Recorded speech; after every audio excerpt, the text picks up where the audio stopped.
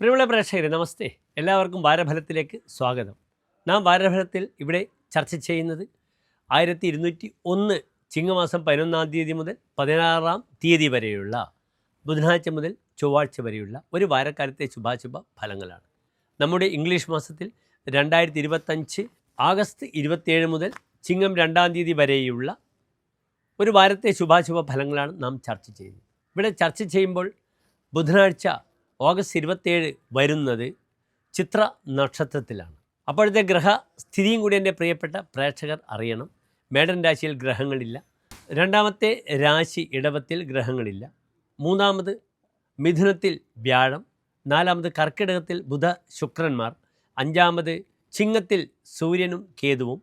ആറാമത് കന്നിയിൽ ചൊവ്വയും ചന്ദ്രനും. 11-ാം ഭാവത്തിൽ മേടത്തിൻ്റെ 11-ാം ഭാവത്തിൽ രാഹുവും 12-ാം ഭാവത്തിൽ ശനിയും നിൽക്കുന്നു. ഇവിടെ നാം ചർച്ച ചെയ്യുന്നത് ഓരോ രാശിക്കാരുടെയും ശുഭാശുഭ ഫലങ്ങളാണ്. നിങ്ങളുടെ ഈ വാരത്തെ അനുഭവങ്ങൾ ഞങ്ങൾ നിങ്ങളുമായി പങ്കുവയ്ക്കുകയാണ്.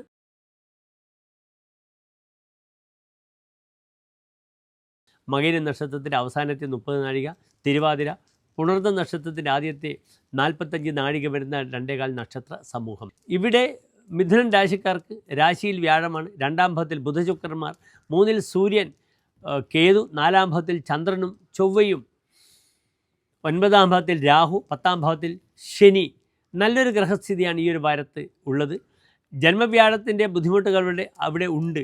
എങ്കിലും നിങ്ങൾ മനസ്സിലാക്കുക, ഇവിടെ രാശ്യധിപനായ ബുധനും സന്താനപതി ബുദ്ധിപതിയായ ശുക്രനും ഒന്നിച്ചു നിൽക്കുന്നു. പലപ്പോഴും വാക്കിലൂടെ, രചനയിലൂടെ, തൻ്റെ സംസാരത്തിലൂടെ പബ്ലിക്കിനെ ആകർഷിക്കുവാനും സ്ഥാനമാനങ്ങൾ ലഭിക്കുവാനും വളരെയധികം സഹായകരമാകും. കാരണം 4-ാം ഭാവത്തിൽ ചൊവ്വ ഇത്രയും ദിവസം തനിച്ചായിരുന്നു. ആ ചൊവ്വയ്ക്ക് ചന്ദ്രൻ്റെ യോഗം ഒരു ലക്ഷ്മി യോഗം പ്രദാനം ചെയ്തു. കർമ്മമേഖലയിൽ പലപ്പോഴും പുതിയ അവസരങ്ങൾ, ആനുകൂല്യങ്ങളൊക്കെ ലഭിക്കും. അതിന് വളരെയധികം സഹായകരമാകും. 3-ാം ഭാവത്തിൽ നിൽക്കുന്ന സൂര്യൻ മതിവിക്രമവാൻ തൃതീയകെ അർക്കേ, വിക്രമവും ബുദ്ധിയും പ്രകടിപ്പിക്കും. പലപ്പോഴും ടാക്ട്ഫുള്ളായി, ടാലൻ്റായി ഓരോ കാര്യങ്ങളും മുന്നോട്ട് നയിക്കുവാനുള്ള ഒരു കരുത്താണ് മിഥുനം രാശിക്കാർക്ക് ഈ ഒരു വാരത്ത് ലഭിക്കപ്പെടുന്നത്. അവിടെ ജന്മവ്യാഴം അനാവശ്യമായ സംഘർഷങ്ങളും പ്രശ്നങ്ങളും ഒക്കെ ഉണ്ടാകാം. കണ്ടകശനിയുണ്ട്. പക്ഷേ ധൈര്യപൂർവ്വം ഓരോ കരുക്കളും നീങ്ങുക. ഉദ്യോഗിനം പുരുഷസിംഹ മുബൈതി ലക്ഷ്മീഹി ദൈവേന ദേയമിതി കാപുരുഷാവദന്തി. വിഡ്ഢികളാണ് പറയുക, ദൈവം ഭാഗ്യം തരട്ടെ. ഉത്സാഹിയായ മനുഷ്യനാണ് ലക്ഷ്മിത്വം തൻ്റെ പിറകെ നയിക്കുന്നത്. അതിനാൽ ലക്ഷ്മിത്വത്തോടു കൂടി ഇരിക്കുക. ഈ വാരം നല്ല വാക്കുകളാണ്.